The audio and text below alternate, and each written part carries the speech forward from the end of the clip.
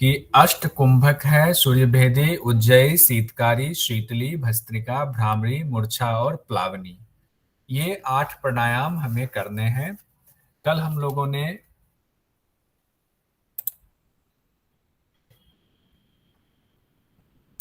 आज कुछ दिक्कत हो रही है, पता नहीं क्यों। ये 8 प्राणायाम कल हम लोगों ने देखा था कि इसके बारे में कई अच्छी अच्छी बातें बताई गई हैं। और इससे पहले प्राणायाम से पहले ये बता दिया गया है कि किस तरह बंध का हम इस्तेमाल करेंगे। पहले हम जालंधर बंध लगाएंगे, फिर मूल बंध लगाएंगे और उसके बाद उद्यान बंध हम लगाएंगे। इसी में कहा गया था जब अपान और प्राण का मिलन कराते हैं तो एक बुजुर्ग भी 16 साल के युवक की तरह जवान हो जाता है। आज हम लोग सबसे पहला जो देखेंगे प्राणायाम वो है हमारा सूर्यभेदी प्राणायाम। सूर्यभेदी प्राणायाम में कहते हैं आसने सुखदे योगी बद्ध्वा चैव आसनं तथा दक्षिणाड्या समाकृष्य वहिस्थं पवनं शनैः। कहते हैं कि आसन, कोई आसन आप पहले बिछा लें और उस पर आसन लगा लें। और दो दो आसन की बात कही गई है कि पहले आसन बिछा लें, नीचे कोई आसन आप बिछा लें जिस पर आपको बैठना है और उस पर आप अवस्थित हो जाए किसी भी आसन में।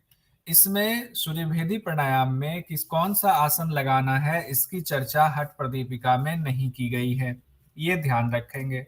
अब हमने आसन लगा लिया, उसके बाद कहते हैं दक्ष नाड़िया समाकृष्य वहिस्थं पवनं शनैः। अब कहते हैं धीरे धीरे दाहिने नाड़ी से यानी सूर्य स्वर से हम पूरक करेंगे। अब हमने धीरे धीरे सूर्य स्वर से यानी राइट नोस्ट्रल से पूरक कर लिया, इनहेल कर लिया। आके साथ आन खाग्रात च निरोधावधि कुंभयेत। अब कहते हैं आके साथ आन खाग्रात का अर्थ होता है शक्ति के अनुसार, अपनी क्षमतानुसार। अपनी क्षमतानुसार जो कुंभक है, जो श्वास को रोकना है, उसको रोक कर हम रखेंगे। अपनी क्षमतानुसार हम कुंभक करेंगे। उसके बाद कहते हैं ततः शनैः सव्य नाड्या रेचयेत पवनं शनैः, यानी शनैः मतलब धीरे धीरे हम बाई नासिका से फिर श्वास को बाहर निकाल देंगे यानी रेचक कर देंगे। अब इसको देखते हैं कि किस तरीके से ये अभ्यास बताया गया है, एक बार इस पोस्चर में करके देखते हैं। ये कहा गया है कि देखिए कि ये मैडम जी अगर सूर्यभेदी प्राणायाम कर रही हैं तो इनके लिए ये है लेफ्ट नोस्ट्रल और इधर राइट नोस्ट्रल है। तो ये राइट नोस्ट्रल यानी दाहिने स्वर से स्टेप 1 में कहा जा रहा है पूरक करेंगे, तो इन्होंने पूरा पूरक करना शुरू किया। पूरक कर लिया इन्होंने धीरे धीरे शनै शनै। पूरक करने के बाद स्टेप 2 में है कि कुंभक करेंगे यथासंभव, यानी कि अपनी शक्ति के अनुसार कुंभक भी कर लिया। उसके बाद स्टेप 3 में है कि ये लेफ्ट नोस्ट्रल से श्वास को, प्राण वायु को बाहर निकाल रही हैं, रेचक कर रही हैं। यही सूर्यभेदी प्राणायाम है। और इससे पहले कहा गया था कि एक आसन बिछाएंगे और उस पर हम कोई भी आसन लगाएंगे, उसके बाद हम इस तरह का अभ्यास करेंगे। अब आते हैं आगे क्या कहा गया है। अब इसका फल बताया गया है। फल में कहा गया है कि जब हम सूर्यभेदी प्राणायाम करेंगे तो इसके क्या क्या फल होंगे। कपाल शोधनम बात दोषणं बात दोष घनं कृमि दोष हित। अब जो इसमें जो इंपॉर्टेंट सवाल एग्जाम की दृष्टि से आता है वो आता है कपाल का शोधन तो होगा ही, आपकी जो सिर है, आपके जो ब्रेन है उसकी शुद्धि होगी, वात दोष जो आपके हैं उसका भी हनन होगा।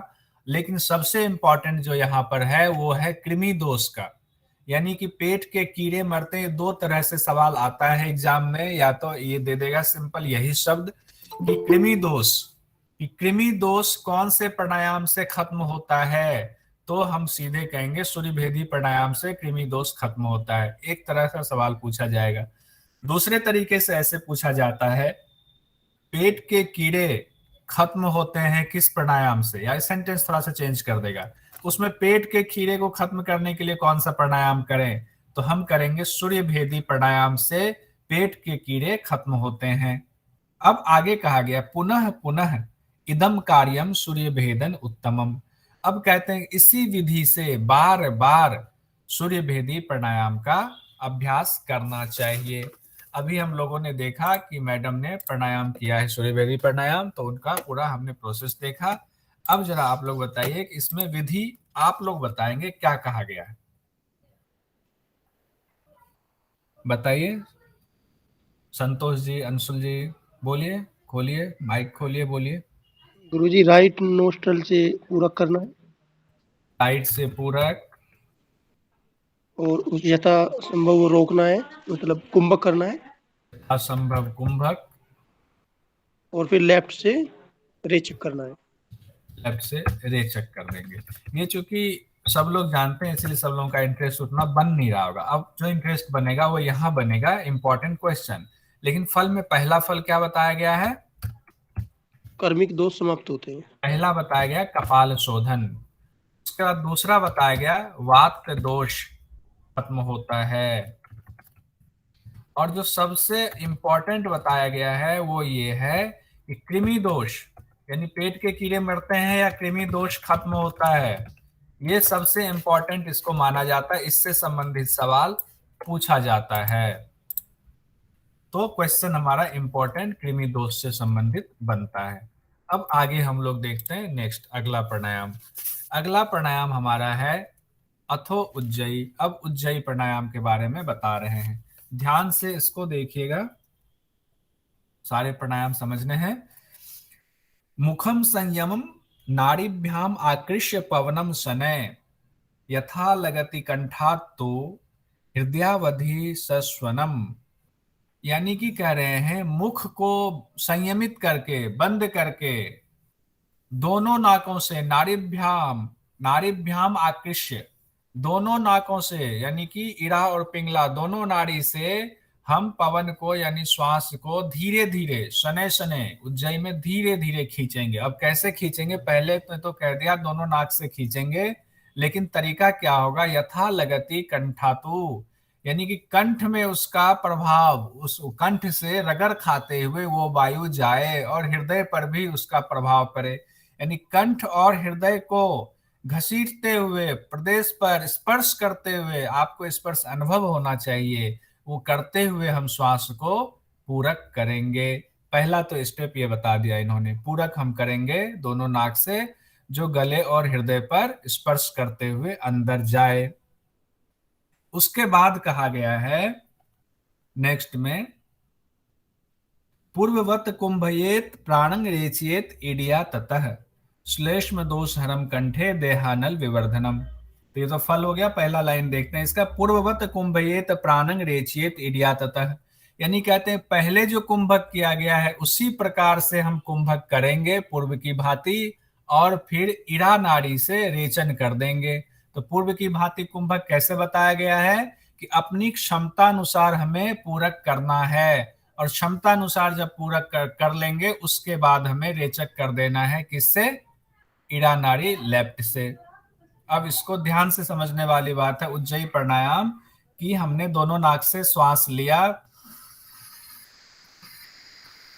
गले और हृदय पर स्पर्श कराते हुए, फिर हमने कुंभक किया, श्वास को अंदर रोक लिया, और कुंभक करने के बाद जब लगा अब कुंभक में श्वास नहीं रोक सकते, अब हम लेफ्ट नोस्ट्रल से यानी कि इड़ा नाड़ी से श्वास को बाहर निकाल रहे हैं। ये हमारा बताया गया है उज्जयी प्राणायाम। और उज्जयी प्राणायाम का फल बताया गया है श्लेष्म दोष हरम कंठे देहा नल विवर्तनम।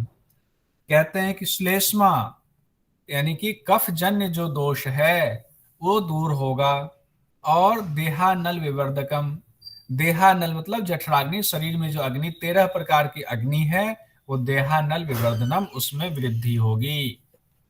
आगे कहा गया है नाड़ी जलोदर आधातुगत दोष विनाशनम गच्छता तिष्ठता कार्यम उज्जाय अरण्यं तु कुंभकम। अब यहां से दूसरे लाइन से बहुत इंपॉर्टेंट सवाल वो निकलता है हमारा, पहले ऊपर का लाइन देख लेते हैं। कहा गया है उज्जयी प्राणायाम के करने से नाड़ी से संबंधित दोष, जलोदर वाले दोष जो बीमारी है, और धातु संबंधी जो सप्त धातु हमारे हैं उस धातु से संबंधित जो भी रोग है वो खत्म होते हैं। और जो सबसे इंपॉर्टेंट है, पूछा जाता है कौन सा ऐसा प्राणायाम है जो चलते फिरते उठते बैठते करना चाहिए, शास्त्र में लिखा हुआ है। तो ये उज्जयी प्राणायाम है जिसके बारे में कहा गया है गच्छता तिष्ठता कार्यम उज्जय आरण्यम तू कुंभकम। कहते हैं कि उज्जयी कुंभक को उठते बैठते कभी भी करना चाहिए, सर्वदा करना चाहिए। उठते बैठते कभी भी आप उज्जयी प्राणायाम को कर सकते हैं। तो ये हमारा इंपॉर्टेंट सवाल यहाँ से निकलता है। तो हम देखते हैं एक बार इसको रिवीजन करके। उज्जयी प्राणायाम की विधि बताएंगे बंटी कुमारी जी, विधि बताइए। बंटी जी। जी सर, थोड़ा सा डिस्टर्ब हो गया था इसलिए नहीं सुन पाया ठीक अच्छा, से। कोई बात नहीं, अभी सुन लीजिएगा जब दोबारा होगा तो। जी प्रीति जी बताइए। सर, दोनों नाक से इनहेल करना है मुंह बंद करके, ठीक है। और वो उसको ब्रेथ को फील करना है आपको। थ्रोट से हार्ट तक एक सनोरस साउंड, मतलब गुरुवर्शन करते हुए एक साउंड आती है, उसको फील करते हुए आपको सांस लेना है। फिर कुंभक करना है जितना देर आप पकड़ सकते हैं। उसके बाद रेचक करेंगे लेफ्ट से। बहुत सुंदर। फिर यथासंभव कुंभक करेंगे और फिर इरा से यानी कि लेफ्ट से, इरा यानी लेफ्ट से रेचक कर देंगे। ये हमारा उज्जयी प्राणायाम बताया गया है। अब इसका फल क्या बताया गया है? गले के अंदर की जो म्यूकस होती है, फ्लेम होती है, वो निकालते हैं। गले के पास के जो कफ दोष हैं वो दूर होता है। और जठराग्नि भी प्रदीप्त करता है। देहानल, शरीर की अग्नि। Okay okay. जठराग्नि से ज्यादा वो है शरीर की अग्नि, तो 13 अग्नि होती है। तो देहानल कहा गया शरीर की अग्नि बढ़ती है, यानी कि वो सम स्थिति में, अगर ऊपर नीचे है तो सम स्थिति में आएगी। विवर्धनम उसको डाइजेस्टिव फायर नहीं बोलते क्या? जठराग्नि सिर्फ एक अग्नि हुई, जठर अग्नि। वैसे 13 देहानल विवर्धकम है। कई जगहों पर जठराग्नि इसको लेकर कंफ्यूजन भी होती है। तो जहां देहानल अग्नि होती है मैं वहां सीधा शरीर की अग्नि कह देता हूँ। इसका मतलब है सारा 13 अग्नि की। सारा 13 अग्नि देहा शरीर में कहते हैं देहानल, तो शरीर में जितने अग्नि है सबके बारे में मेरे हिसाब से ये चर्चा कर रहे हैं। तो इसीलिए हम उसको, जब जठराग्नि इंपॉर्टेंट लिखा होता है तभी हम जठराग्नि का इस्तेमाल करते हैं। ठीक है। अब इसमें जो इंपॉर्टेंट चीजें कही गई है वो क्या कही गई है? सबसे इंपॉर्टेंट उज्जयी प्राणायाम में क्या है? उठते बैठते कभी भी कर सकते हैं। हाँ, उठते बैठते कभी भी, उठते बैठते मतलब हर वक्त इस अभ्यास को करते रहें। एकमात्र ऐसा अभ्यास है इसमें, इसको लेकर के सवाल पूछ देता है हठ प्रदीपिका में, कि जिसको आप उठते बैठते कभी भी कर सकते हैं। ऐसे ही हठ गणन संहिता में भी एक जो है मुद्रा के बारे में चर्चा है कि उस मुद्रा को आप कर सकते हैं कभी भी, जहां जहां हैं बैठे हुए कुछ काम कर रहे हैं तब भी करते रहें। ठीक है, उस पर भी बाद में आएंगे। तो ये हमारा इंपॉर्टेंट सवाल यहां से निकलता है। अब आगे उज्जयी प्राणायाम के बाद बढ़ते हैं।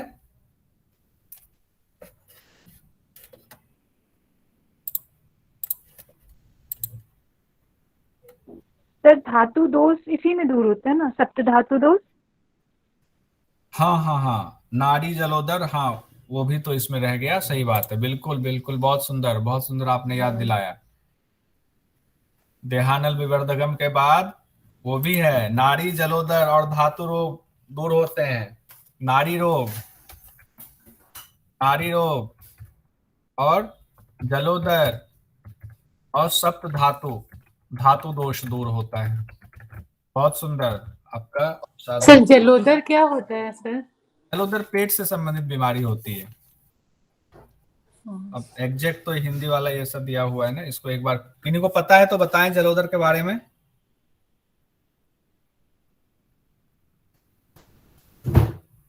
राजेश जी। जल उदर उदर में जल भर जाना होता है सर, जल उदर अच्छा उसको निकालता था वर्ड। अच्छा अच्छा, पेट से संबंधित रोग है, मुझे इतनी जानकारी थी जलोदर की।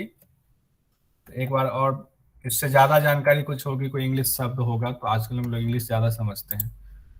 पर इंग्लिश में इन्होंने वर्ड इसमें बुक में ड्रॉपसी लिखा है। अच्छा, ड्रॉपसी मतलब जहाँ पे बहुत सारा पानी की इकट्ठा हो जाती है ना, हाँ जैसे तो पैर में स्वेलिंग। फिर वही हाँ, हुआ जो राजेश जी ने कहा कि correct। पेट में पानी भर जाना। पेट में पानी भरने की समस्या होते हैं, फिर सिरिंज लगा करके पानी निकालते हैं, तो वही हुआ, फिर जलोदर सही है। आगे अगला अभ्यास हमारा है अब शीतकारी प्राणायाम।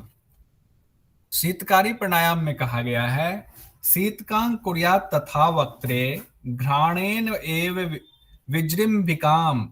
कहा गया कि शीतकाम कुर्यात् मतलब शीतकारी ध्वनि करते हुए, कहां से, तथा वक्त्रे मुंह से शीतकारी ध्वनि करते हुए, पूरक, हाँ, मुंह से शीतकारी ध्वनि करते हुए हम पूरक करेंगे, और उसके बाद रेचक हम मुंह से करेंगे, सॉरी नाक से करेंगे, घ्राणेन नाक से हम रेचक करेंगे। इस प्रकार अभ्यास करता हुआ एवं अभ्यास योगेन कामदेवो द्वितीयक। यह कहा गया है कि जब हम शीतकारी का अभ्यास करते हैं तो दूसरे कामदेव के समान हो जाते हैं। एक कामदेव तो है ही हमारे देवता, दूसरे कामदेव जो शीतकारी को सिद्ध कर लेता है वो कामदेव के समान हो जाता है। तो शीतकारी ध्वनि के बारे में, शीतकारी कुंभक या प्राणायाम के बारे में इतना ही कहा गया है। मुंह से शीतकार की ध्वनि के साथ हम पूरक करेंगे और नासिका से रेचक कर देंगे। लेकिन एक सवाल आपके मन में आ सकता है, यहाँ कुंभक के बारे में तो कहा ही नहीं गया है, लेकिन जैसा कि शुरुआत से हम लोग पढ़ रहे हैं कि कुंभक नाम दिया गया, बिना कुंभक के कोई भी प्राणायाम नहीं है, तो कुंभक को इसमें मान लेना चाहिए, क्योंकि अगला जो आएगा उसमें भी कहा गया है पूर्व विधि से कुंभक करें, तो कुंभक के बिना इसमें कोई प्राणायाम नहीं है। और यहाँ भी टिप्पणी में लिखा हुआ है यद्यपि यहाँ कुंभक का उल्लेख नहीं है, किंतु कुंभक यहाँ पर भी अनिवार्य समझना चाहिए। तो शीतकारी में भी हम कुंभक को अनिवार्य मानते हैं कि शीतकारी कुंभक में कुंभक लगाना है। अब आगे इसमें जो इसकी व्याख्या, यहाँ से जो सवाल हमारा निकलता है उसमें कहा गया, एक सवाल तो यहीं से निकला हुआ है कि दूसरे कामदेव के समान किस प्राणायाम से हो जाता है, तो शीतकारी प्राणायाम से कामदेव के समान हो जाता है। अब आगे देखिए कहा गया है योगिनी चक्र सम्मान्य सृष्टि संहार कारक। अब कहा गया योगिनियों के बीच में, ऐसा अभ्यास करने वाला योगिनियों के बीच में सम्माननीय हो जाता है। योगिनियां उनको बड़े सम्मान की दृष्टि से देखती हैं, सम्मानित करती हैं, और उसके बाद सृष्टि संहार कारक, उनमें सृष्टि के संहार करने की क्षमता आ जाती है। ये दोनों ही सवाल हमारा, एक ही लाइन से दो सवाल हमारा निकल रहा है कि योगिनी समूहों के बीच में कौन प्रशंसित होता है, सम्माननीय होता है, तो जिन्होंने शीतकारी प्राणायाम को सिद्ध कर लिया है। दूसरा आ जाता है सृष्टि संहारक की क्षमता आ जाती है, किसमें आती है, तो जिन्होंने शीतकारी ध्वनि को, शीतकारी प्राणायाम कुंभक को सिद्ध कर लिया है। इसके बाद हमारा आता है न क्षुधा न तृषा निद्रा, न क्षुधा न तृषा तृषा निद्रा नैव आलस्यं प्रजायते। ना भूख लगती है ना उनको प्यास लगती है, ना निद्रा उनको सताती है, और ना ही आलस्य उनके पास फटकती है। तो ये चीजें इसके फायदे में बताए गए हैं शीतकारी प्राणायाम के। आगे कहा गया है, इसको भी देखेंगे, भवेत स्वच्छंद देहस्तु सर्व उपद्रव वर्जितः अनेन विधिना सत्यं योगेंद्रो भूमि मंडले। अब शीतकारी के इतने फायदे बता रहे हैं कि कहा गया इस प्रकार अभ्यास करते हुए योगी, जो योग साधक है, वो अपने शरीर पर नियंत्रण पा लेता है। स्वच्छंद देहस्तु, शरीर पर पूरी तरह स्वच्छंदता से नियंत्रण पा लेता है, और सभी प्रकार के उपद्रवों से बचा रहता है। उपद्रव से तात्पर्य है शरीर में जो भी परेशानी होती है उन उपद्रवों से वो बचा रहता है। यहाँ बीमारी से भी तात्पर्य लगाया जाता है कई बार। अनेन विधिना सत्यम योगिंद्रो, कहते हैं कि इस तरह से भूमि मंडल पर जो ये विधि से हमने शीतकारी ध्वनि, शीतकारी प्राणायाम को सिद्ध कर लिया, तो वो जो योग साधक हैं पूरे भूमंडल पर योगेंद्र के नाम से जाने जाते हैं, योगेंद्र हो जाते हैं। योगेंद्र से यहाँ कहा गया है कि वो योग में विख्यात शब्द तो नहीं कहेंगे, फेमस हो जाते हैं, इसको कहेंगे क्या, सुविख्यात कहेंगे, सुविख्यात योगी हो जाते हैं। हालांकि विख्यात शब्द का इस्तेमाल जनरली निगेटिव में कई बार हो जाता है, नहीं कुख्यात का होता है। ठीक है, अब इसमें से देखते हैं हम लोग सवाल क्या क्या निकलता है। सबसे पहले तो विधि देख लेते हैं शीतकारी की। बताइए, विधि बताइए तो। मुंह से शीतकारी ध्वनि करते हुए पूरक करते हैं। कार ध्वनि के साथ मुख से श्वास लेंगे यानी पूरक करेंगे, और नासिका से रेचक करेंगे। नासिका से रेचक करते हैं। चेक कर देंगे। ठीक है, इसमें किन्हीं को कुछ जोड़ना है? जी, कुंभक पहले कर लेंगे, उसके बाद रेचक करेंगे। तो कुंभक अपने आप मान लेना चाहिए क्योंकि सब में कहा गया है, और इसके बाद वाले सूत्र में आपको पता चलेगा जब ये नेक्स्ट जो श्लोक आएगा उसमें कहा गया है कि पूर्व की भांति कुंभक करना है, तो आपको लगेगा कि सब में है। अब बताइए इसमें कि इसका फल क्या बताया गया है?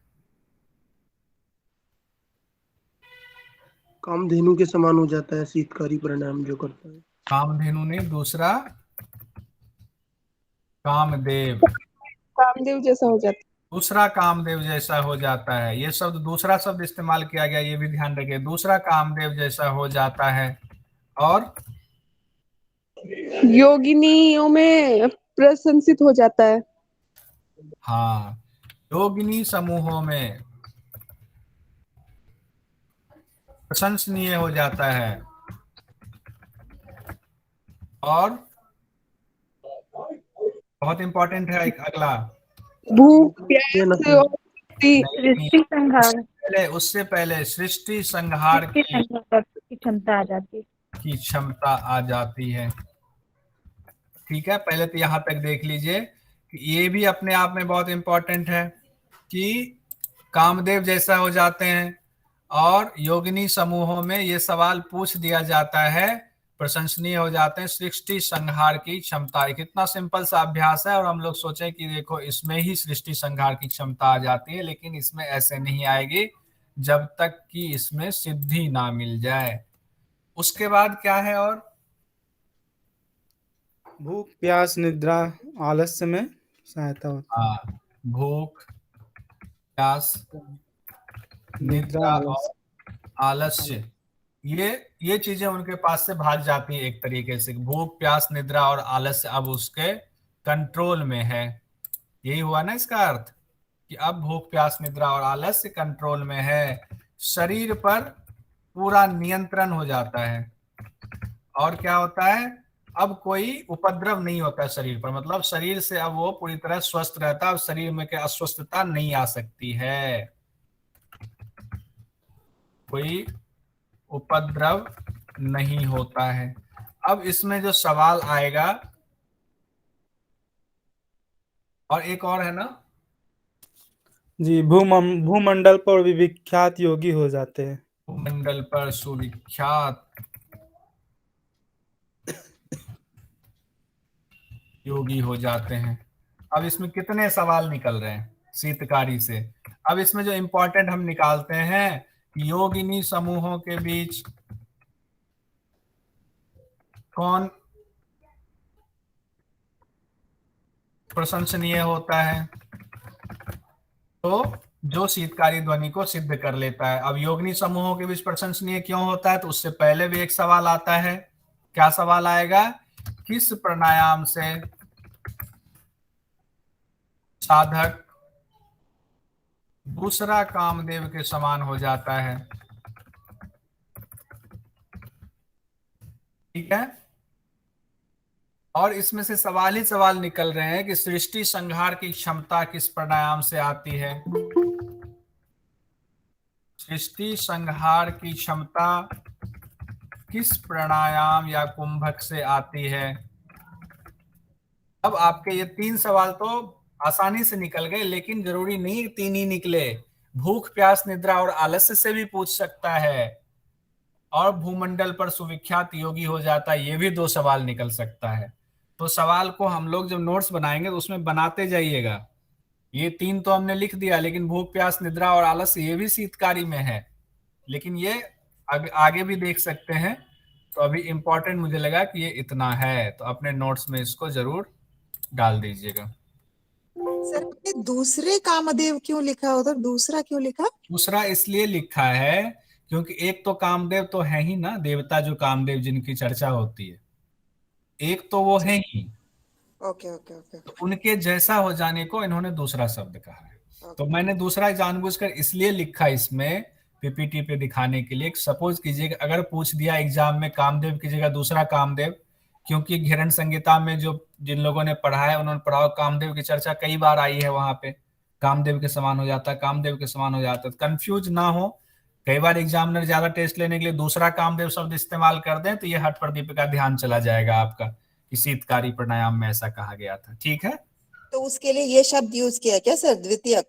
वही है? हाँ, ये इस्तेमाल किया हुआ है, इसीलिए दूसरा कामदेव इसमें हमने जानबूझ करके लिखा है कि सूत्र में है। अब आगे हम लोग बढ़ते हैं अगले प्राणायाम की तरफ। देखो यहाँ पे है ना, अब देखो कामदेवो द्वितीयक, द्वितीयक। ठीक है, ठीक है सर। अब आगे बढ़ते हैं।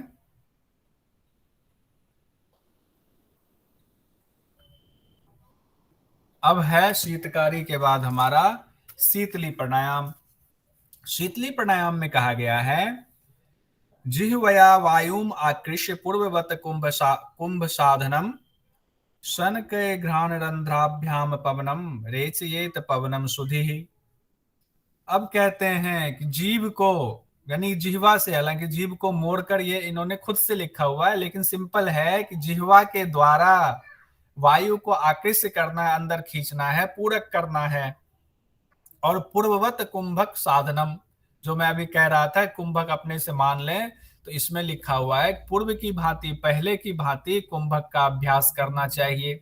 अब पहले इससे ठीक पहले कौन सा अभ्यास है आपका? शीतकारी है। इससे ठीक पहले शीतकारी में लिखा नहीं है, इसका मतलब मान लेना चाहिए कि शीतकारी में भी कुंभक है। तो ये कहा गया है कि पूर्व की भांति कुंभक का अभ्यास करना चाहिए, यानी कि उसके बारे में पहले ही कहा गया, क्षमता अनुसार अपनी क्षमता जितनी है उतना कुंभक करें। उसके बाद कहा गया है कि धीरे धीरे शनकय घ्राण रंध्राभ्याम पवनंग रेचियत पवन सुधि। कहा गया कि उसके बाद धीरे धीरे जो सुधि है, साधक है, जो ज्ञानी साधक है, धीरे धीरे नासिका छिद्रों के द्वारा वायु का रेचन करते हैं या करना चाहिए। तो शीतली भी बहुत आसान, ये भी सब लोग करते हैं, कराते भी होंगे। तो इसके बाद इसका फल देखते हैं। कहा गया गुल्म प्लीहा आदिकान रोगान ज्वरम पित्तम क्षुधा त्रिषाम विषानी शीतली नाम कुंभको अयंग निहंती च। अब कहा गया गुल्म, गुल्म रोग नहीं होगा, वायु का गोला बनने को गुल्म रोग भी कहते हैं। प्लीहा जो तिल्ली होती है, स्प्लीन जिसको कहते हैं, वो उससे संबंधित रोग नहीं होगा। ज्वर यानी बुखार नहीं होगा, पित्त रोग नहीं होगा, क्षुधा और तिषम भूख प्यास वाले रोग, इससे भूख और प्यास जो कई लोगों का गला सूखने लगता है, कई लोगों को ज्यादा जरूरत से ज्यादा भूख लगती है, कई लोगों को कम भूख लगती है, वो सब बैलेंस हो जाएगा। आदि सभी प्रकार के आदिकान आदि सभी प्रकार के रोग खत्म हो जाएंगे। विषानी शीतली नाम कहते हैं विष के प्रभाव को भी नष्ट करता है। तो विष के प्रभाव को नष्ट करने वाला कौन सा अभ्यास है? इसमें से ये इंपॉर्टेंट सवाल निकलता है, लेकिन उससे पहले जरा हम लोग विधि देख लें। ये बहुत छोटे में है तो इसको हम लोग पहले निकाल ही लेते हैं। विधि बताइए, अंशुल जी बताइए विधि।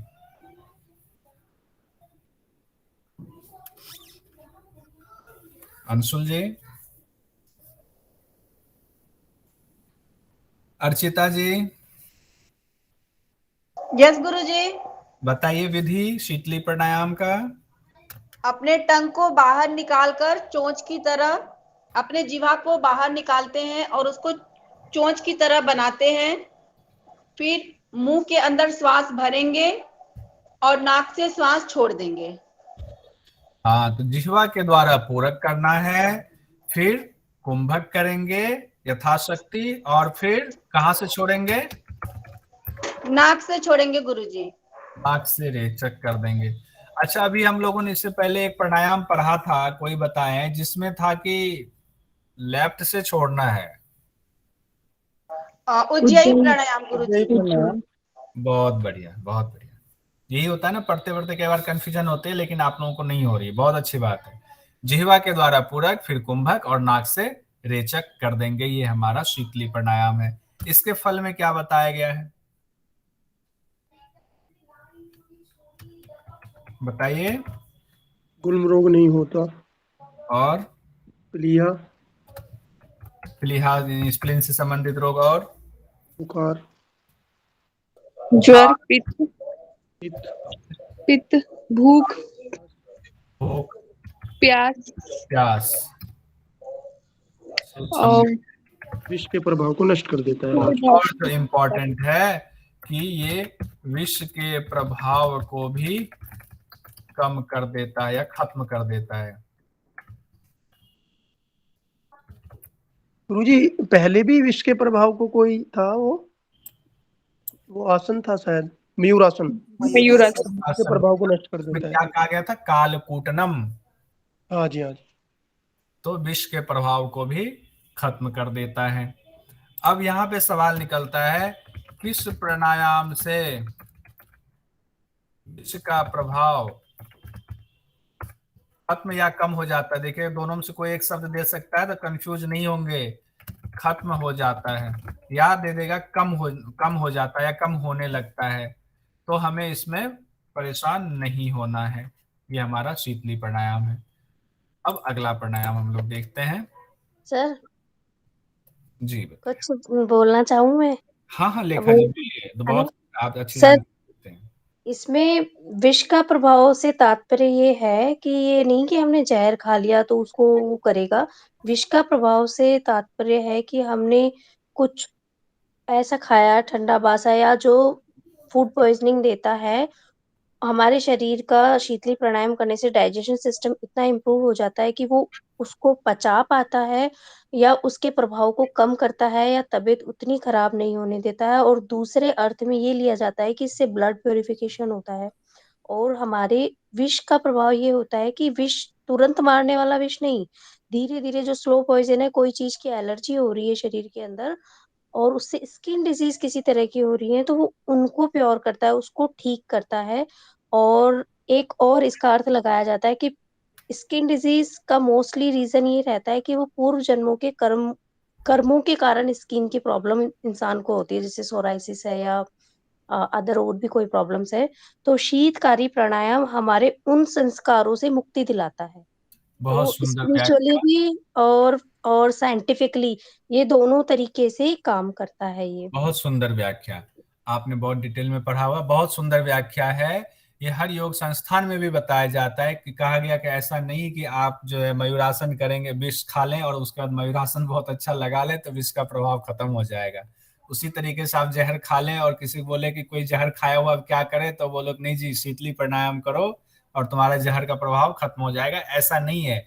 ये जो है ना, शब्द ऐसा लिया गया है जो उसका भाव समझने की जरूरत है और भाव आपने बताया, लेकिन जो एग्जाम में आएगा वो डायरेक्ट शब्द के ऊपर आएगा, जो शब्द इसमें सूत्र में है उस हिसाब से।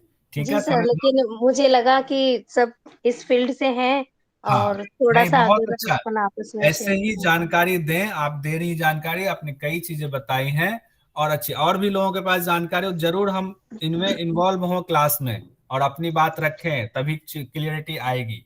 जहर खा करके कभी अभ्यास नहीं होता है, कहीं नहीं लिखा आप जहर खा ले फिर जो है शीतली प्राणायाम करें, जहर का प्रभाव खत्म हो जाएगा। और मेरा अपना अनुभव है, जब मैं योग कराने जाता हूँ लोग कहते बहुत गैस बन रही, कुछ करा दो, तो गर्मी में जब भी हमने शीतकारी प्राणायाम, चंद्रभेदी प्राणायाम कराया है, गैस की समस्या उस समय के लिए, कुछ देर के लिए तो जरूर खत्म हो जाती है। ये हमारा प्रैक्टिकल कराया हुआ है। गुरुजी एक सवाल और, लोग बोलते हैं कि सर्दी में हमें नहीं करना चाहिए, बट किसी को हाई बीपी है तो क्या हम सर्दी में भी करा सकते हैं शीतकारी प्राणायाम? अब ये डिपेंड करता है कि वो पर्सन कहाँ रहते हैं, घर के अंदर उनका कैसा घर है, वहाँ हवा ठंडक तो नहीं है, तो उनको सर्दी जुकाम न पता चला कि हाई बीपी खत्म करने के चक्कर में सर्दी जुकाम लगवा दिया आपने, तो मत कराइए ठंड में। ओके, ठीक है गुरुजी, ठीक है, ठीक वैसे है। में उस स्थिति में आप जो है उनको थोड़ा बहुत चंद्रवेदी करा के फिर अनुलोम विलोम कराइए। चंद्रवेदी से क्या होगा कि शरीर थोड़ा सा ठंडा होगा हल्का, लेकिन अनुलोम विलोम करा के फिर वो बैलेंस हो जाएगा। इसीलिए ठीक जब है। भी हम लोग चंद्रवेदी सूर्यवेदी कुछ कराते हैं, एक गर्म कराते हैं, एक थोड़ा उसका उससे जितना, अगर 12 राउंड हमने सूर्यवेदी कराया तो 6 राउंड कम से कम कोशिश कीजिए कि चंद्रवेदी करा करके थोड़ा उसको बैलेंस करेंगे, सिर्फ एक ही नहीं रखेंगे।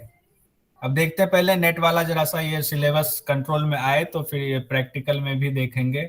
योग की फिटनेस भी प्रैक्टिकल कराती हैं, तो प्रैक्टिकल में भी हम लोग हाथ आजमाएंगे, उसमें भी कई चीजें सीखेंगे। गुरुजी जरूर से प्रैक्टिकल सवाल है? करा दीजिए। जी, तो अब जो है सर, इसके शीतली रिगार्डिंग मेरा एक और सवाल है। जी, तो जैसे बोलते हैं जहाँ पे भी डाइजेशन अच्छा होना है तो शरीर में जठराग्नि प्रदीप्त करना है ना, गर्म करना है ना शरीर को। और ये अच्छा, शीतली प्राणायाम में तो ठंडा कर रहा है शरीर, तभी भी बोल रहे डाइजेशन अच्छा होगा। बिल्कुल डाइजेशन, कई बार क्या होता है ना, कहते हैं बैलेंस करेगा। जब बैलेंस होती है चीजें तो अपने आप आपके, कई बार गर्मी भी जब ज्यादा हो जाती है ना, उससे भी रोग हमें होता है, उससे भी पेट के रोग होते हैं। कहते हैं पेट में गर्मी हो गई तो मुंह में छाले आ जाते हैं, कोई गर्म चीज अगर आप खाते हो तो मुंह में छाले हो जाते हैं जीभ में, वो पेट की गर्मी से होता है। तो उस समय उनको करा दीजिए ये अभ्यास, देखिए उनको बहुत फायदा होगा। ठीक है, ये ठीक है। व्यक्ति विशेष पर डिपेंड करता है कि कौन सी व्यक्ति को हम करा रहे हैं, उनकी समस्या क्या है, उसके हिसाब से। और अगर घटन संहिता हट प्रदीपिका के हिसाब से चलेंगे तो ये डायरेक्ट नहीं, घेरन में तो साफ कहा गया है, जैसे क ख ग घ सीखते हैं वैसे ही योग का अभ्यास शुरू से एक एक चरण करते हुए तब आगे बढ़ना है। जब चरण करते जाएंगे तो रोग तो अपने आप खत्म होगा, फिर तो आप जो है एक स्वस्थ आदमी बन जाएंगे। और वैसे भी प्राणायाम का अभ्यास चल रहा है, इसमें खाने पीने का तो पहले ही बता दिया गया है कि बहुत अच्छे से आप ध्यान रखें, तो वो स्थिति सर आएगी नहीं। जी बंटी सर जी। इसमें भी जैसे हठ योग प्रदीपिका में भी तो यही चीज किया गया ना सीक्वेंस, जैसे सूर्यभेदी अगर हम गर्म कर रहे हैं तो उज्जयी के द्वारा फिर उसको बैलेंस कर रहा है और बाई नासिका से इसे निकालने बोल रहा है। हाँ, ठीक है। प्राणायाम भी उसके देखो कैसे, सूर्यभेदी, उज्जयी, शीतकारी, शीतली, दो ठंडा दे दिया, जी उसके जी बाद कौन ऐसी सा भ्रामरी दे दिया बैलेंस करने वाला, फिर आपको फिर मूर्छा और प्लावनी है। ये चीज हमें इस दृष्टि से भी देखना चाहिए कि कौन सा दिया हुआ उसका प्रभाव शरीर में गर्म ठंडा क्या होता है। तो जब हम इस तरह से करेंगे प्रीति जी अभ्यास, तो शरीर जो है बैलेंस होना शुरू हो जाएगा। जिनका ठंडा ज्यादा है उनका भी बैलेंस होगा, गर्म ज्यादा है वो भी बैलेंस होगा। तो योग हमेशा बैलेंस करता है। और सर एक दिन में हम सारा प्राणायाम करेंगे क्या 1 से 8 तक? नहीं, 1 से 8 तक कहाँ हो पाएगा सर, वही तो। ये तो शुरू में ही कहा गया है ना प्राणायाम के बारे में। अच्छा आप ही बताइए प्रीति जी, एक सवाल था बहुत इंपॉर्टेंट, प्राणायाम को कैसे वश में करना है, वहां से एक सवाल निकला था। धीरे धीरे सर। नहीं, और था कुछ, नाम दिया था उसमें, 3 जानवर का नाम दिया गया था। सिंह का, सिंह की तरह, हाथी, बाघ की तरह, और हाथी।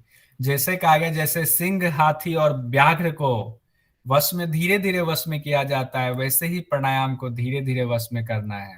तो अब जवाब मिल गया प्रीति जी आपको, शुरू में ही था वो कि हमें धीरे धीरे एक ही साथ नहीं करना है। और उसमें इसलिए कहा गया ना 80 प्राणायाम तक हमें कहा गया, 80 तक संख्या पहुंचना, तो उसमें भी कहा गया था कि धीरे धीरे धीरे धीरे 80 तक पहुंचना है। इसीलिए उन्होंने 3 जानवर जो कुख्यात हैं उनका नाम लेकर के समझाया कि हमें ऐसा ना हो कि इस पुस्तक को पढ़ करके लोग अपना नुकसान कर ले। प्राणायाम का नुकसान भी बताया गया था। अब हम लोग आते जब हैं, भी योगा टीचर कभी भी योगा कराते हैं 1 घंटे की अगर हठ योग करा रहे हैं तो वो 45 to 50 या 55 मिनट्स आसन ही कराते हैं, लास्ट की 5 मिनट में प्राणायाम खत्म करके बंद कर देते हैं। तो सही बताओ मैं ऐसा कराता ही नहीं हूँ। अब कराते हैं लोग, लेकिन मैं जो है बोल देता हूँ कि भाई अगर शास्त्र के हिसाब से करना तो ये है, ये तरीका है कि पहले आसन को आप थोड़ा सा 1 महीना कर लें, फिर आपको लगे शरीर थोड़ा ठीक हुआ है तो उसके बाद हम लोग प्राणायाम पर आएंगे ठीक से। बाकी हल्का फुल्का प्राणायाम कर लें, ठीक है, कर लेते हैं, पेट से श्वास ले लें, छाती से ले लें, कंधे तक श्वास ले लें, फिर उधर श्वसन कर लें, वो ठीक है। प्राणायाम पे इतना जल्दी नहीं आना चाहिए, और नहीं तो लोग भाग भी जाते हैं ना, भी क्लास भी छूट जाती है, तो क्या करें। योगा टीचर्स की भी बड़ी मजबूरी है। अब आते हैं भस्त्रिका प्राणायाम पे। भस्त्रिका कुंभक में इसमें कहा गया है उर्वो उपरि संस्थाप्य शुभे पाद तले उभे पद्मासनम भवेत एतत् सर्व पाप प्रणाशनम। अब देखिए भस्त्रिका पर आकर के, भस्त्रिका ये कौन सा प्राणायाम है इसमें 8 में से?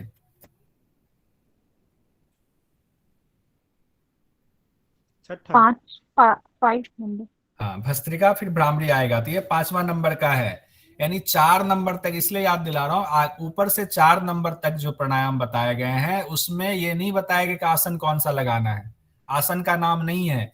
लेकिन भस्त्रिका प्राणायाम में हठ प्रदीप का एग्जाम की दृष्टि से भस्त्रिका प्राणायाम में कहा गया है कि उर्वो ऊपरी, दोनों पांव को एक दूसरे पर संस्थापित कर देना चाहिए, पाद तल बाहर की तरफ होंगे, तो क्या होगा, ये पद्मासन की स्थिति हो जाएगी। और इसमें यहाँ पे पहले जो है पद्मासन को ही थोड़ा सा उसकी व्याख्या कहा गया है कि पद्मासन जो है सभी पापों को नष्ट करने वाला है। तो एक सवाल यहाँ से निकल जाता है जो आसन की जगह यहाँ डाला गया, पद्मासन सभी पापों को नष्ट करने वाला है।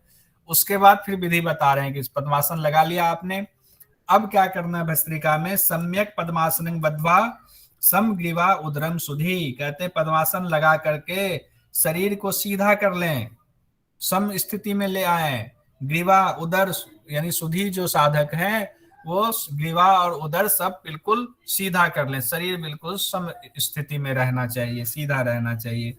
मुखम संयम में यत्नेन प्राणम घ्राणेन रेचयेत।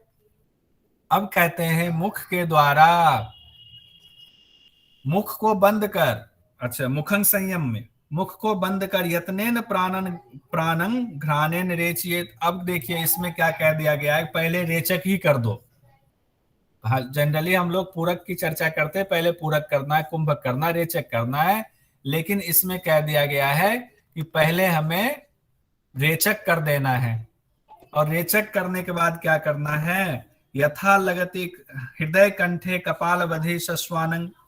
कहते हैं कि रेचक ऐसे करना है कि वो तेज गति से हो और उसका प्रभाव कहां तक जाए बताइए, हृदय और कंठ तक, हृत कंठे, हृदय और कंठ तक वो स्पर्श करते हुए श्वास बाहर निकले। उसके बाद कहा गया है वेगेन पूर्येत, अब वेग से उसको पूरक करना है। च अपि हित पद्मावधि, यानी कि अब जो पूरक कर रहे हैं वो भी आपके हृदय कमल तक उसका मारुतम, उसका प्रभाव महसूस हो, उस हवा का प्रभाव जो पूरक अब करेंगे हृदय कमल तक उसका हो। पुनः विरेचिए तद्वत पूर्येत च पुनः पुनः, कहते हैं फिर उसका विरेचन कर दीजिए, यानी कि रेचक कर दीजिए और यही अभ्यास बारंबार कीजिए। यहाँ थोड़ा सा समझने वाला है कि पहले तो हम पद्मासन में बैठ गए और पद्मासन जो है सभी पापों को नष्ट करने वाला है। भस्त्रिका पहले तो पद्मासन में बैठेंगे और ये पद्मासन का थोड़ा सा फल यहाँ बता दिया, सभी पापों को नष्ट करने वाला पद्मासन है। अब इसके बाद कहते हैं सभी पापों को नष्ट करने वाला, ये पद्मासन के लिए आया है, ध्यान रखेंगे। उसके बाद कहते हैं कि शरीर को सीधा करके रखेंगे, शरीर हमारा सीधा हो गया। चलो अब आगे क्या करना है, अब कहते हैं कि पहले श्वास बाहर करें, पहले रेचक कर दें। रेचक भी ऐसे धीरे से नहीं करना है, रेचक भी ऐसे करना है कि हृदय और कंठ पर वायु का जो प्रवेश वो है, प्रभाव है, स्पर्श है, वो महसूस हो। पहले रेचक कर दें और ऐसा करें हृदय और कंठ पर सर कपाल तक, हृदय कंठ और कपाल तक लिखा हुआ है सर। अच्छा एक सेकंड देख लेता हूँ। तथा लगती, हाँ कपालावधि सस्वानंद, ठीक है, हृदय कंठ और कपाल पर। बहुत सुंदर, बहुत सुंदर। हृदय कंठ और कपाल पर स्पर्श महसूस हो। अब क्या, अब तक क्या कहा जाता था, शनै शनै यानी धीरे धीरे श्वास लेना है। और यहाँ क्या कहा गया है, वेग पूर्वक, अब क्या करना है, पूरक करना है। अब वेग पूर्वक पूरक करेंगे, और पूरक करेंगे तो क्या होगा, हृदय कमल तक यानी हृदय स्थान तक वायु का स्पर्श महसूस होगा। अब फिर रेचक करेंगे, रेचक भी वेग से ही करेंगे, और यही क्रिया बारंबार पुनः पुनः दोहराएंगे। इसमें किसी को कंफ्यूजन है तो पूछिए, क्योंकि इसमें कई बार कंफ्यूजन हो जाती है कि पहले रेचक करना है। क्लियर है सब लोग, बोलिए। सर इसमें जो वेग पूर्वक पूरक जो करेंगे तो पहले में जो दिया हुआ है कि रेचक करने के बाद हम लोग को हृदय कंठ और कपाल तक उसको महसूस करेंगे, और रेचक जी पूरक करेंगे तो सिर्फ हृदय कमल तक ही करेंगे। हाँ, उसमें उन्होंने कहा है हृदय कमल तो लेंगे, तो अब हृदय तक कमल से इसका तात्पर्य ये है कि अगर कंठ पे ध्यान देंगे तो वायु वेग से नहीं आएगा। करके देखिएगा, अगर वेग से लेंगे तो कंठ पे वायु का प्रभाव उतना नहीं होगा, कपाल पे तो हो जाएगा। पूरक करते समय कपाल पे भी नहीं होता है, हृदय पे ज्यादा होता है, छोड़ते समय कपाल पे ज्यादा होता है। करके एक बार देखिए इसको तो पता चलेगा। ठीक है, बोलिए।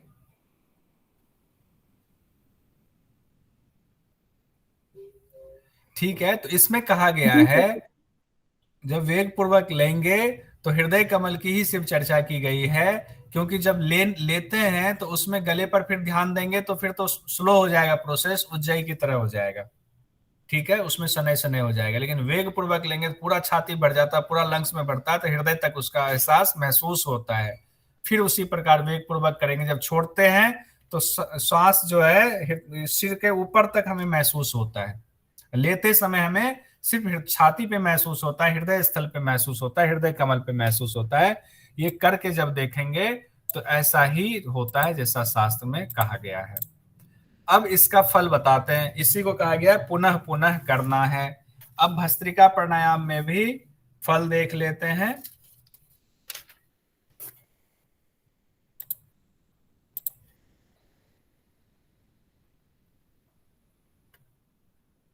हाँ, अब फल से पहले थोड़ा सा और इसमें व्याख्या दिया गया है।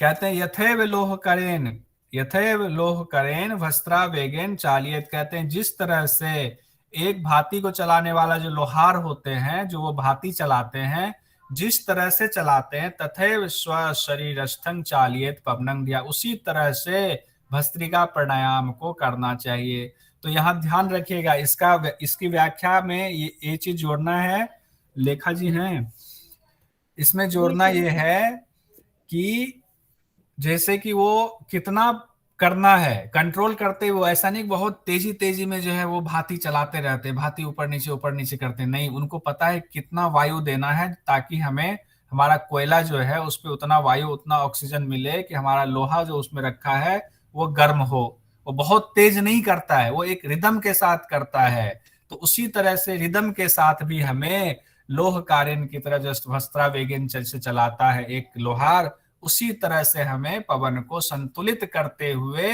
लेना और पूरक और रेचक तेज तेज करना है। ठीक है, मुझे नहीं लगता इसमें कोई कंफ्यूजन होगी।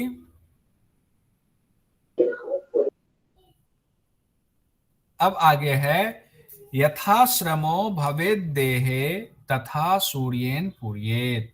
अब कहा गया है ये कब तक करना चाहिए। घेरन में तो 20 बार कहा गया था, संख्या के 20 बार ही करना है, लेकिन हठ प्रदीपिका में कहा गया यथाश्रमो भवेद देहे, जब शरीर थकने लग जाए तब तक इसको करना है। तब तक जब शरीर थकने लग जाए तब तक करना है, और जब लगेगा थकान हो रही तो रुक जाएंगे। रुकने के बाद क्या करना है, सूर्येन पूर्येत, दाहिने नाक से पूरक करना है। ये इंपॉर्टेंट है इसमें कि दाहिने नाक से हमें पूरक करना है भस्त्रिका के बाद। अब इसमें एक चीज जो यहाँ मिसिंग है कि हमने पूरक तो कर दिया, तो पूरक के बाद क्या रेचक नहीं करेंगे, तो रेचक भी करेंगे, तो रेचक इसमें दिया नहीं है। हाँ दिया हुआ है, ठीक है, इसको पढ़ लेते हैं। कहा गया यथा उदरम भवेत पूर्ण पवनेन तथा लघु धार्येत नासिका मध्या तर्जनीभ्याम बिना दृढ़म विधिवत कुंभकं कृत्वा रेचयेत एडिया अनिलम। बहुत सुंदर। कहा गया है कि जब हमने भस्त्रिका प्राणायाम कर लिया तो उसके बाद जब शरीर हमारा थक गया तो थकने के बाद अब हम राइट स्वर से यानी कि पिंगला से श्वास लेंगे, राइट नोस्ट्रल से, और उसके बाद यथासंभव हम रोकेंगे। रोकने का तरीका क्या बताया गया है कि मध्यमा और तर्जनी के बिना हम रोकेंगे। तो मध्यमा तर्जनी के बिना रोकेंगे तो हमारा कौन कौन सी उंगली का इस्तेमाल होगा? रिंग फिंगर, लिटिल फिंगर और थंब का इस्तेमाल होगा। यानी कि हम लोग प्रणव मुद्रा जब लगाते हैं तो प्रणव मुद्रा में हमारे इंडेक्स फिंगर और मिडिल फिंगर यानी कि मध्यमा और तर्जनी का इस्तेमाल हम नहीं करते हैं, उसको हम लॉक कर देते हैं, बंद कर देते हैं। तो हम बाकी तीनों उंगलियों से दृढ़ता पूर्वक नाक को बंद करेंगे और हम कुंभक करेंगे, विधिवत कुंभक। यानी विधिवत का यहाँ अर्थ है कि जैसा पहले बताया गया अपनी क्षमता अनुसार कुंभक करेंगे और उसके बाद इरा से हम रेचक कर देंगे। कहीं कोई कंफ्यूजन? एक आदमी प्रणव मुद्रा करके दिखा दे वीडियो खोलकर, कोई भी अपनी इच्छा अनुसार। बंटी जी या योग की फिटनेस जी सर मैं कर दूं? आप करिए, करके दिखाइए।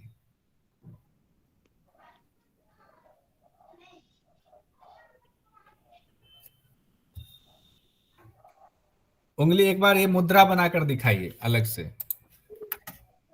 हाँ ये जो देखिए मुद्रा, थोड़ा सा हाथ ऊपर कीजिएगा।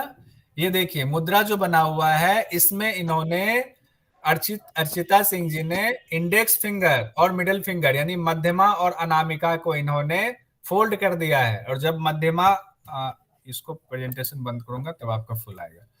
तो इन्होंने मध्यमा और अनामिका को अंदर कर लिया है, इसका इस्तेमाल मना किया गया है बंद करने। बाकी जो 3 उंगलियां बची आपकी, एक रिंग फिंगर, एक लिटिल फिंगर और अंगूठा यानी थंब, इससे नाक को बंद करना है। बंद कीजिए नाक को, एक बार दिखाइए। इससे इस तरीके से हमने पूरी दृढ़ता के साथ बंद कर लिया, कुंभक लगाया। और फिर किससे रेचक करना है? लेफ्ट से। लेफ्ट गुरुजी, लेफ्ट से। लेफ्ट से अर्चिता जी ने यानी अंगूठा से बंद रखा, रिंग फिंगर और लिटिल फिंगर को ऊपर उठाया और लेफ्ट से धीरे धीरे रेचक कर दिया। ठीक है, धन्यवाद अर्चिता जी। धन्यवाद गुरुजी। इस तरह से हमारा भस्त्रिका प्राणायाम कंप्लीट हुआ। अब भस्त्रिका प्राणायाम का एक बार हम लोग रिवीजन कर लेते हैं। भस्त्रिका में हम लोगों ने देख लिया था यहां तक कि हृदय कमल तक वायु का स्पर्श महसूस होगा और फिर रेचक। इस तरह से पूरक और रेचक पुनः पुनः करेंगे, बार बार करेंगे। अब जब बार बार हम कर रहे हैं तो अब कब तक करेंगे, कब तक अभ्यास करेंगे? बताइए, योग की फिटनेस की बताइए, कब तक करेंगे? जब तक शरीर में थकान आ जाए तब तक। हाँ, जब शरीर थकने लग जाए। लगे। ठीक है, जब शरीर थकने लगे तब छोड़ देंगे। तब क्या करेंगे? इस अभ्यास को छोड़ेंगे, दाहिने नाक से पूरक छोड़ेंगे और दाहिने नाक से पूरक करेंगे। फिर क्या करेंगे? बाएं उसको कुंभक लगाएंगे, फिर उसके बाद बाएं से रेचक। कुंभक की विधि बताई गई है प्रणव मुद्रा में। अब डायरेक्ट ही शब्द में इस्तेमाल कर देता जो इसमें नहीं कहा गया, लेकिन समझने के लिए प्रणव मुद्रा में कुंभक करेंगे। अब ये नहीं कि किसी भी उंगली से बंद कर ले, यहाँ विशेष दिया गया है। कुंभक करेंगे, प्रणव मुद्रा लिख देता हूं, प्रणव मुद्रा में कुंभक करेंगे क्योंकि ये विशेष कहा गया है। और फिर रेचक करेंगे किससे? बाई नासिका से। तो ये क्या हो गया? भस्त्रिका प्राणायाम में हमारा सूर्य भेदी प्राणायाम ऐड हो गया। तो जब भी भस्त्रिका प्राणायाम करें तो सूर्य भेदी प्राणायाम भी करवा दें, क्योंकि ये शास्त्र के तो एक ही बार करना है ना, लास्ट में बस एक बार। एक बार भस्त्रिका किया तो उसके बाद ठीक एक बार कर देना है बस। क्रिया योग में भी एक बार ही हम लोगों को बताया जाता है, एक बार ही करना है। गुरुजी किसी को हाई बीपी की प्रॉब्लम हो तो उसको तो हम भस्त्रिका कराते ही नहीं। कराते ही नहीं, उनको बिल्कुल नहीं कराएंगे। उनको कपालभाति भी मत कराइएगा। बहुत योगा टीचर कपालभाति का अभ्यास हाई बीपी वाले को कराते हैं, मत कराइएगा। पर गुरुजी कुछ स्टूडेंट होते हैं जो मानते नहीं, वो बोलते हैं कि हम कर पा रहे तो कुछ नहीं। उनको ये बोलिए, अगर वो बहुत जिद करते हैं, एक तो उनको समझाने की कोशिश कीजिए, फिर भी नहीं समझते हैं तो उनको कहिए फिर आप आवाज मत निकालो, जैसे हम लोग आवाज निकालते हैं ना। हाँ जी गुरुजी। उनको बोलिए कि आवाज ना निकले, ऐसा करो कि बस पेट पे तुम्हारा प्रभाव हो लेकिन श्वास का आवाज ना निकले, ब्रेन पे तुम्हारे श्वास का झटका ना जाए, वायु का झटका तुम्हारे कपाल में ना जाए, इसका ध्यान रखो, नहीं तो बाद में ये धीरे धीरे करते करते ये नुकसान पहुंचाएगा लंबे अभ्यास। ठीक है। और धीरे धीरे उनको समझाने की कोशिश करें, ना करे तो अच्छा है, लेकिन करे तो फिर बिना आवाज के पेट को बस अंदर करते जाए। ठीक है गुरुजी। ठीक है। ये उसका जिसको बीपी नहीं है उनको बोलते हैं 15 मिनट करो, आधा घंटा करो, लंबा लंबा करो। वो अच्छी बात है क्या सर, इतना लंबा करना कपालभाति? बिल्कुल भी नहीं है अच्छी बात, इतना करना ही नहीं चाहिए। ये अब इसमें जो है ना, ये मेरा मत है और कई गुरु ऐसा मानते हैं तो मैं उन गुरुओं को मानता हूँ। इसमें कहा गया है, मैंने मर्म चिकित्सा जब सीखी थी, हरिद्वार गया था, तो मर्म चिकित्सा उत्तराखंड के यूनिवर्सिटी या आयुर्वेद के देहरादून में उनके वाइस चांसलर हैं डॉक्टर सुनील जोशी, उनसे मैंने सीखी थी। उन्होंने कहा था ये बहुत बड़ी गलती करते हैं हम लोग, कपालभाति लाइफ टाइम करते रहते हैं। अरे कपालभाति षटकर्म है, तो षटकर्म एक निश्चित समय तक ही करें और इतना ज्यादा नहीं करना चाहिए। तो क्रिया योग में बहुत थोड़े समय के लिए ये कपालभाति का अभ्यास कराए। क्रिया योग को माना जाता है गुरु शिष्य परंपरा में, सार्वजनिक नहीं किया जाता है। तो मैंने जब क्रिया योग में जब मुझे बताया गया तो कहा गया बस इतना ही करें। अब कितना करें वो अभी नहीं बता सकता मैं, लेकिन बहुत कम बताया गया है। तो मैं ये मानता हूं कि वो वहां से परंपरा आई हुई है, तो हमें कपालभाति का अभ्यास इतना नहीं। लोग 5000 करते हैं, 500 करते हैं और बड़े गर्व से कहते हैं। मैं समझ नहीं पाता क्यों कहते हैं, क्यों करते हैं इतना। सर अंदाज में अबाउट 100 राउंड्स करे तो भी बहुत है ना साधारण इंसान को। सिंपल 60 तक, हाँ ठीक है, उससे ज्यादा उतना नहीं करना चाहिए। बाकी अभ्यास फिर कब करेंगे, जब यही करते रह जाएंगे, क्योंकि प्राणायाम करेंगे तो उससे ज्यादा फायदा होगा ना। तो कपालभाति पर क्यों हम इतना समय लगाएं। अब आगे यहां तक हमारा हो गया। फल की बात कही गई है। वात पित्त यहीं पर थे ना, एक सेकंड सूत्र में आते हैं। ज्यादा तो नहीं हो रहा है टाइम? नहीं सर, आप आराम से पढ़ाइए। आराम से पढ़ाओ ना। यथाश्रमो वाला हो गया, रेचेत अनिलम हो गया। अब कहा गया है कि वात पित्त श्लेष्म हरं शरीर अग्नि विवर्धनम च। अब ये बहुत इंपॉर्टेंट है, यहां से सवाल निकलता है। बेटा गेट बंद कर देना, आवाज आ रही है अंशु। तो इसमें कहा गया है कि वात पित्त और कफ तीनों इससे बैलेंस होता है। ये सवाल पूछा जाता है कि कौन सा प्राणायाम है जिससे वात पित्त और कफ तीनों बैलेंस होता है। तो ये सवाल इसमें निकल कर आता है।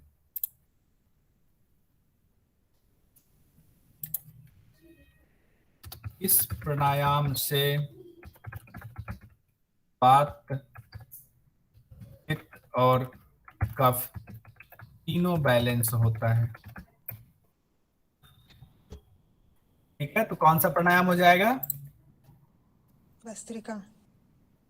भस्त्रिका। और फल में हम लोग क्या कहेंगे? वात पित्त कफ और शरीर की अग्नि। वात पित्त और कफ तीनों को संतुलित करता है। उसके अलावे भी एक और है, तीनों तो हमने सवाल में जठराग्नि को प्रदीप्त करता है। शरीर की अग्नि को विवर्धत। हाँ, यानी कि अग्नि को बढ़ाता है।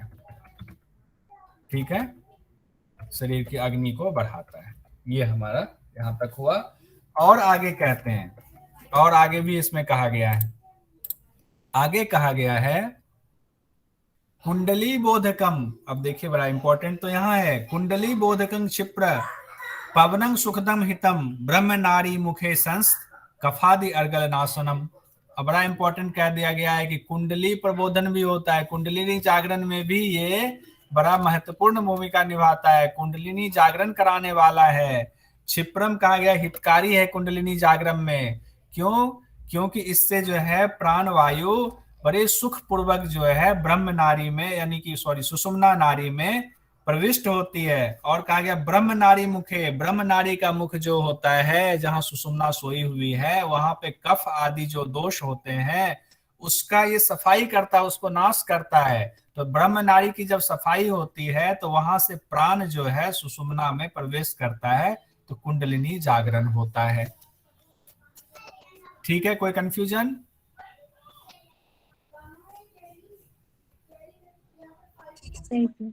नहीं, कोई कंफ्यूजन नहीं है, बहुत बढ़िया। आपसे ध्यान रखिएगा, जैसे ये कंप्लीट होगा ना तो इसका एग्जाम भी लेंगे पूरा एक साथ अच्छे से। इसका अभी नहीं, आज तो थोड़ा पढ़ा लेते हैं ज्यादा। कहा गया है कि कुंडलिनी बोध के लिए ये बड़ा लाभकारी होता है, और पवन जो है बहुत सुखपूर्वक उसमें प्रवेश करता है, क्योंकि ये ब्रह्म नारी के मुख में जो कफ आदि दोष होते हैं, मल होते हैं, उसको साफ कर देता है, उसका नाश कर देता है। तो ये अगला आपका जो हो गया इसमें फल में कि कुंडलिनी जागरण में सहायक होता है।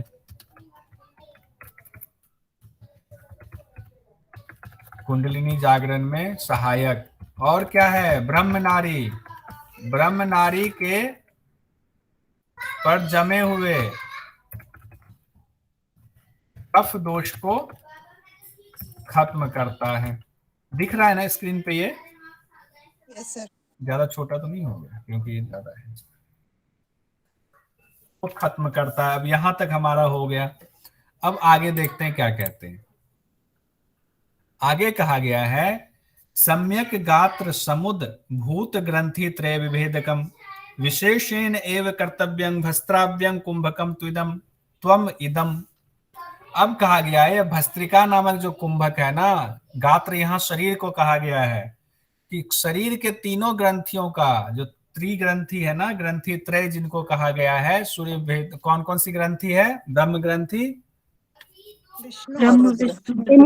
रुद्र ग्रंथि, विष्णु ग्रंथि। हाँ, ब्रह्म ग्रंथि, रुद्र ग्रंथि और विष्णु ग्रंथि, तीनों ग्रंथियों का भेदन करता है इसके द्वारा भस्त्रिका नामक कुंभक से। अतः इसका अभ्यास नियम पूर्वक, त्वम इदम, नियम पूर्वक करना चाहिए। अब देखिए इसमें सवाल ही सवाल निकल रहा है। मुझे लगता है यहीं पे हमें विराम लेना पड़ेगा, नहीं तो ज्यादा हो जाएगा। अब कहते हैं क्या होता है, तीन ग्रंथि, तीनों ग्रंथियों का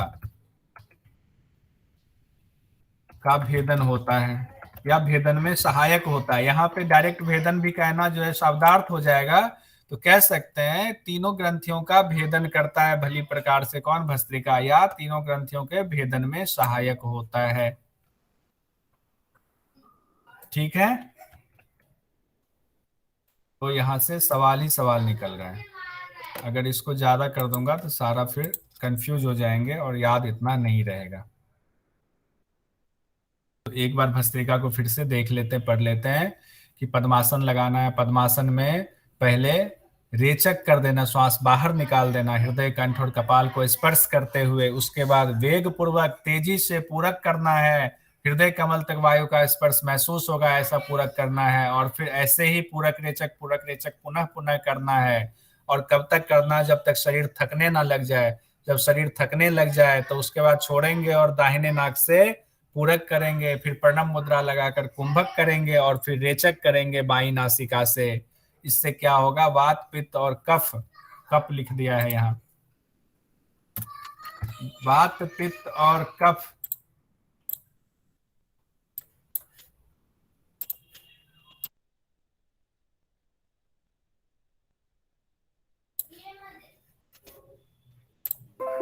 वात, पित्त और कफ इसको बैलेंस करता है और शरीर की अग्नि को बढ़ाता है।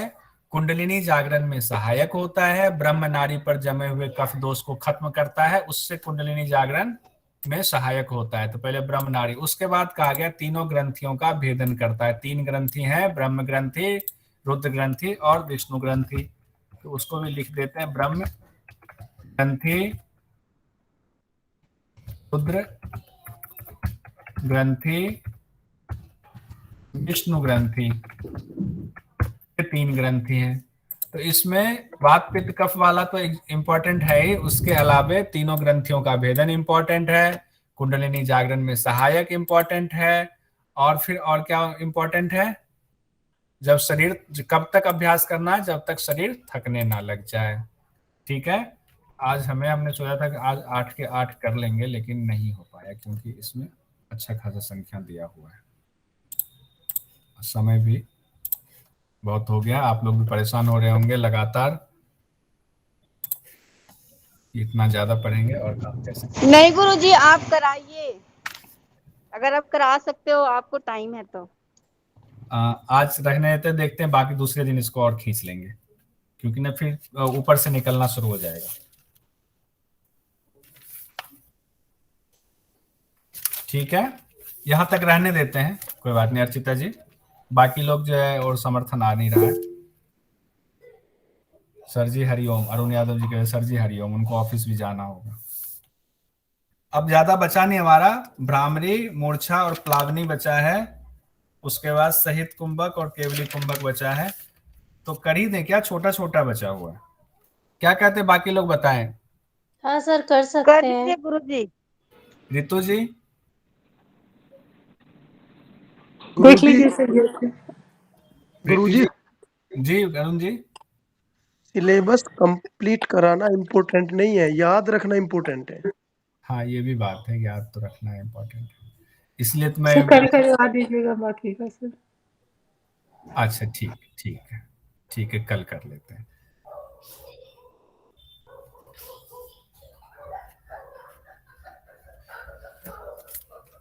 ठीक है, एक आदमी शांति पाठ करा दीजिए।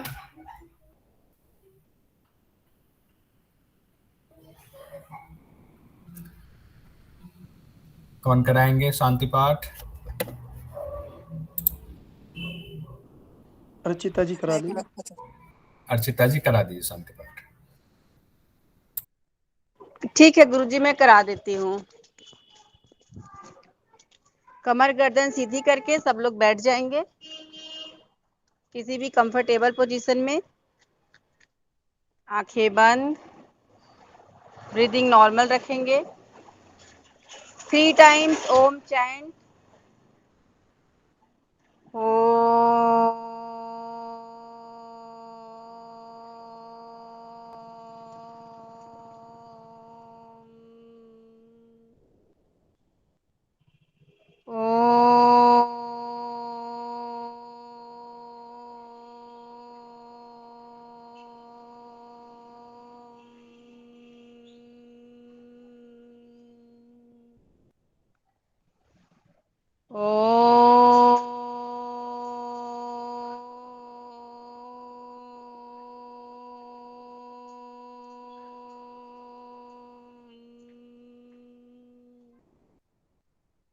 सर्वे भवन्तु सुखिनः, सर्वे सन्तु निरामया, सर्वे भद्राणि पश्यन्तु, मा कश्चित् दुःखभाग् भवेत्।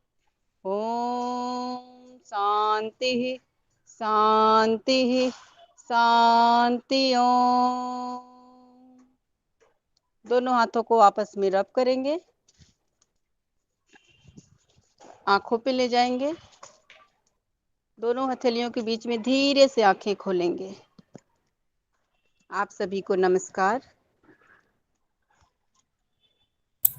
धन्यवाद। ओम धन्यवाद गुरुजी। गुरुजी हरिओम।